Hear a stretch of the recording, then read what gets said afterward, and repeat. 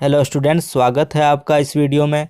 मेरा नाम है परेश और आप देख रहे हैं केमिस्ट्री विथ परेश, जहां पर आपके लिए केमिस्ट्री के बहुत सारे ट्रिक्स के वीडियोज अवेलेबल हैं। आप उन्हें देखकर इजीली केमिस्ट्री को लर्न कर सकते हैं। तो आज के इस वीडियो में हम सीखने वाले हैं nomenclature of coordination compounds. Actually यही वो टॉपिक है जिसमें स्टूडेंट्स को काफ़ी डिफ़िकल्टीज़ का सामना करना पड़ता है जब वो डिफरेंट टाइप के कोऑर्डिनेशन कंपाउंड्स को देखते हैं। जैसे कि यहाँ पर 3 टाइप के कोऑर्डिनेशन कंपाउंड्स लिए गए हैं और इन तीनों के नोमेनक्लेचर में डिफरेंट रूल्स फॉलो करने पड़ते हैं। तो जब भी हमें इन कंपाउंड्स को मिक्स करके दे दिया जाता है तो डेफिनेटली हमारे माइंड में कन्फ्यूजन क्रिएट होता है। तो इसी प्रॉब्लम को सॉल्व करने के लिए मैं लेकर आया हूँ ये video, so that your doubts will be clarified. तो हमारा ये जो पहला कॉम्प्लेक्स कंपाउंड है K4NiCN4, अगर ये डिसोसिएट होता है तो ये कैसे डिसोसिएट होगा? ये डिसोसिएट होगा 4K प्लस में और NiCN4 4 माइनस में। और ये हमें कैसे पता चलता है? क्योंकि हमारे कैटायनिक पार्ट में +4 का चार्ज है तो अनायनिक पार्ट में भी -4 का चार्ज होगा, ताकि हमारा चार्ज बैलेंस हो जाए। अगर कैटायनिक पार्ट में +2 चार्ज होता तो एनायनिक पार्ट में -2 का चार्ज लेना होता। ठीक इसी तरह से अगर ये कॉम्प्लेक्स कंपाउंड PtClNO2 NH3 का होल 4 SO4 डिसोसिएट होता है तो ये डिसोसिएट होगा SO4 डबल माइनस और PtClNO2 NH3 whole 4 double plus में। और ये हमें कैसे पता चलता है? क्योंकि हमारे एनायनिक पार्ट में -2 का चार्ज है तो कैटायनिक पार्ट में +2 का चार्ज होगा। अब अगर इस थर्ड कॉम्प्लेक्स में देखें तो क्या ये आयंस में डिसोसिएट होगा? नहीं, ये आयंस में डिसोसिएट नहीं होगा, क्योंकि सभी के सभी इसमें एक कोऑर्डिनेशन स्फीयर के अंदर में है, कोई भी बाहर नहीं है, तो यहाँ पर चार्ज होगा 0। अब क्योंकि फर्स्ट वाले कॉम्प्लेक्स कंपाउंड में जो कॉम्प्लेक्स आयन है वो एनायनिक है, इसलिए इसे एनायनिक कॉम्प्लेक्स कहा जाता है। सेकेंड वाले कॉम्प्लेक्स कंपाउंड में जो कॉम्प्लेक्स आयन है वो कैटायनिक है, इसलिए इसे कैटायनिक कॉम्प्लेक्स कहा जाता है। वहीं थर्ड वाले कॉम्प्लेक्स कंपाउंड में कॉम्प्लेक्स के ऊपर 0 चार्ज है, इसलिए इसे कहा जाता है न्यूट्रल कॉम्प्लेक्स। तो ये तो थे 3 टाइप्स ऑफ कॉम्प्लेक्स कंपाउंड। अब हम सीखेंगे कि किसी भी कॉम्प्लेक्स कंपाउंड में कौन कौन से कंपोनेंट्स होते हैं। फॉर एग्जाम्पल, ये एक कॉम्प्लेक्स कंपाउंड है।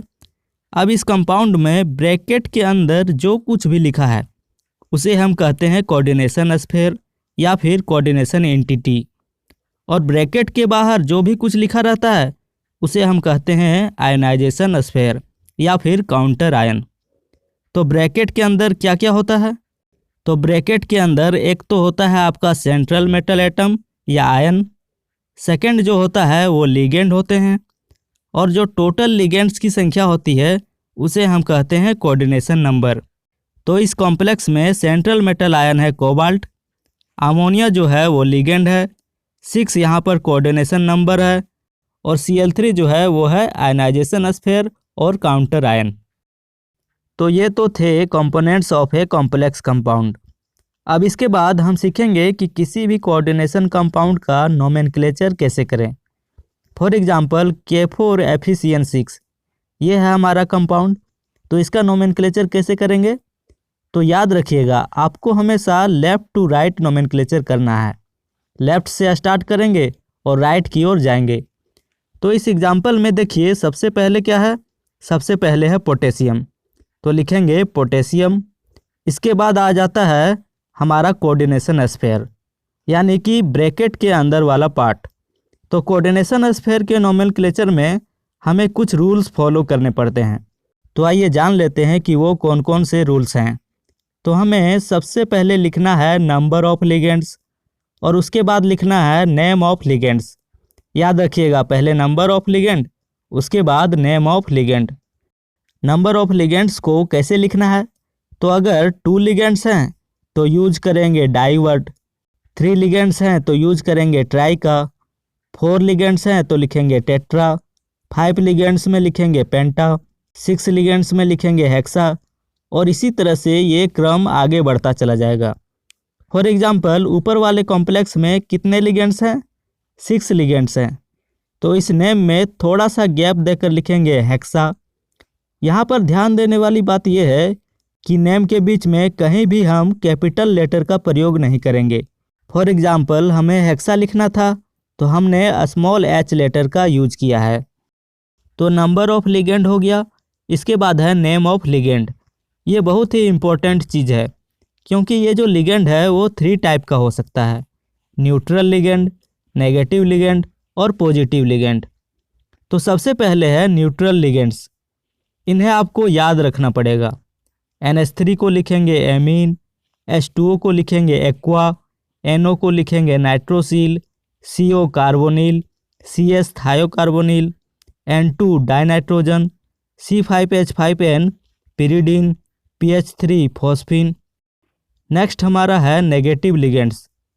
F- को लिखेंगे फ्लोरिडो, Cl- को लिखेंगे क्लोरिडो, Br- को लिखेंगे ब्रोमिडो, H- को हाइड्रिडो, OH- को हाइड्रोक्सो, Cn- को साइनिडो, CH3CO- एसीटेटो।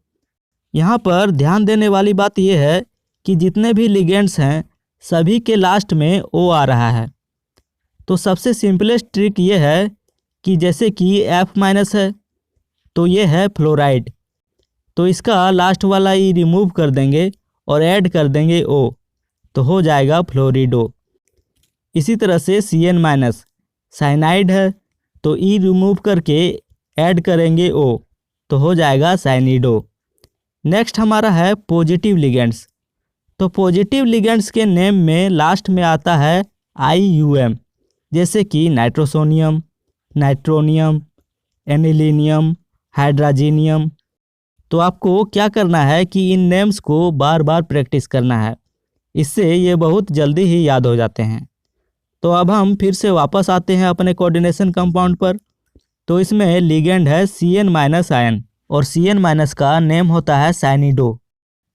तो नंबर ऑफ लिगेंड और नेम ऑफ लिगेंड के बाद हम लिखेंगे name of central metal atom. तो सेंट्रल मेटल एटम के नेम को लिखने के दौरान हमें देखना है कि जो कॉम्प्लेक्स हमें मिला है वो न्यूट्रल कॉम्प्लेक्स या कैटायनिक कॉम्प्लेक्स है या फिर एनायनिक कॉम्प्लेक्स। तो जब भी हमारा कॉम्प्लेक्स न्यूट्रल और कैटायनिक कॉम्प्लेक्स होता है तो वहाँ पर होगा no change in name of central metal atom. वहीं दूसरी ओर अगर हमारा कॉम्प्लेक्स एनायनिक हो तो उस केस में हम नेम ऑफ मेटल में ऐड कर देंगे वर्ड ATE। फॉर एग्जांपल अगर हमारा मेटल एटम कोबाल्ट है तो उसका नेम हो जाएगा कोबाल्टेट। निकेल है तो हो जाएगा निकेलेट। आयरन के केस में हम इसका लैटिन नेम यूज करते हैं तो हो जाएगा फेरेट।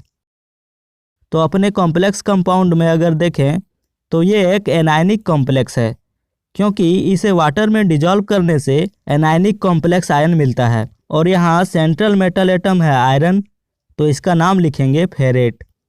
अब नेम ऑफ सेंट्रल एटम के बाद आपको लिखना है oxidation number of central metal in Roman number. केवल रोमन नंबर का यूज करेंगे ऑक्सीडेशन नंबर को लिखने के लिए। तो आइए सीखते हैं कि ऑक्सीडेशन नंबर को कैसे निकालना है। तो हमारा कॉम्प्लेक्स है K4FeCN6। तो सबसे पहले है पोटेशियम, और पोटेशियम के ऊपर चार्ज होता है +1 का, और टोटल 4 पोटेशियम एटम्स हैं तो +1 को मल्टीप्लाई करेंगे 4 से। फिर है आयरन, तो हमें तो इसका ऑक्सीडेशन नंबर फाइंड करना है तो इसे कंसीडर करेंगे X।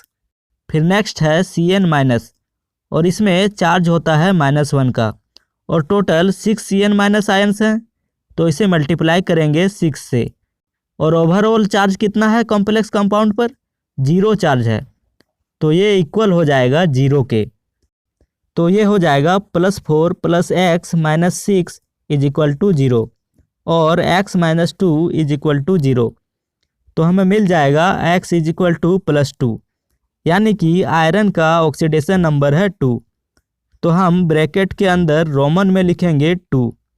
तो इस तरह से हमें इस कंपाउंड का नेम मिल जाता है पोटेशियम हेक्सासाइनिडो फेरेट 2। तो चलिए अब एक और एग्जांपल ले लेते हैं CONH3 CO3Cl का। इसका नोमेनक्लेचर कैसे करेंगे? तो कोऑर्डिनेशन कंपाउंड का नोमेनक्लेचर होता है लेफ्ट टू राइट। तो सबसे पहले है कोऑर्डिनेशन स्फेयर। अब देखिए इसमें दो टाइप के लिगेंड्स हैं, एक है अमोनिया और दूसरा है कार्बोनेट आयन। तो जब भी एक से ज़्यादा टाइप के लिगेंड्स प्रेजेंट हो तो हमें अल्फ़ाबेटिकल ऑर्डर फॉलो करने पड़ते हैं। फॉर एग्ज़ाम्पल एमीन स्टार्ट हो रहा है ए से और कार्बोनेट वर्ड स्टार्ट हो रहा है सी से, और अल्फ़ाबेटिकली ए पहले आता है और सी उसके बाद, इसलिए एमीन पहले लिखेंगे और कार्बोनेट बाद में। तो देखिए कितने अमोनिया लिगेंड्स हैं, 5 अमोनिया लिगेंड्स हैं, तो लिखेंगे पेंटा एमीन। उसके बाद लिखेंगे कार्बोनेटो। उसके बाद है सेंट्रल मेटल। तो सेंट्रल मेटल का नाम लिखने के लिए हमें चेक करना पड़ेगा कि ये कैसा कॉम्प्लेक्स है। तो ये है एक कैटायनिक कॉम्प्लेक्स, यानी कि मेटल के नेम में कोई भी चेंज नहीं होगा। तो यहाँ पर लिखेंगे कोबाल्ट। अब इसके बाद है इसका ऑक्सीडेशन नंबर। तो चलिए पहले ऑक्सीडेशन नंबर निकालते हैं। तो सबसे पहले है कोबाल्ट, जिसका कि ऑक्सीडेशन नंबर निकालना है। तो इसे कंसीडर करेंगे X, और सबसे पहला लिगेंड है अमोनिया और इस पर चार्ज होता है 0, इसे मल्टीप्लाई करेंगे 5 से। नेक्स्ट है हमारा कार्बोनेट आयन, इस पर चार्ज होता है -2, इसे मल्टीप्लाई करेंगे 1 से। नेक्स्ट है क्लोरीन, और क्लोरीन पर चार्ज होता है -1 का। ओवरऑल कॉम्प्लेक्स पर कोई चार्ज नहीं है, तो ये इक्वल हो जाएगा 0 के। तो ये हो जाएगा X + 0 - 2 - 1 = 0, या फिर X - 3 = 0। तो हमें मिल जाएगा X = +3, यानी कि कोबाल्ट का ऑक्सीडेशन नंबर है 3। तो हम ब्रैकेट के अंदर रोमन में लिखेंगे 3। तो यहाँ तक तो था कोऑर्डिनेशन स्फीयर के अंदर के टर्म्स। अब कोऑर्डिनेशन स्फीयर के बाहर है क्लोराइड, तो थोड़ा सा गैप देकर लिखेंगे क्लोराइड। तो इस तरह से इस कंपाउंड का नेम हो जाएगा पेंटाएमीन कार्बोनेटो कोबाल्ट 3 क्लोराइड। तो इस तरह से हम कोऑर्डिनेशन कंपाउंड्स का नोमेनक्लेचर कर सकते हैं। अगर आपको यहाँ तक समझ में आ गया हो तो इन दोनों कंपाउंड्स का नेम कमेंट करके बताएं, और वीडियो अच्छा लगा हो तो इसे लाइक करें, शेयर करें और इस चैनल को सब्सक्राइब करें।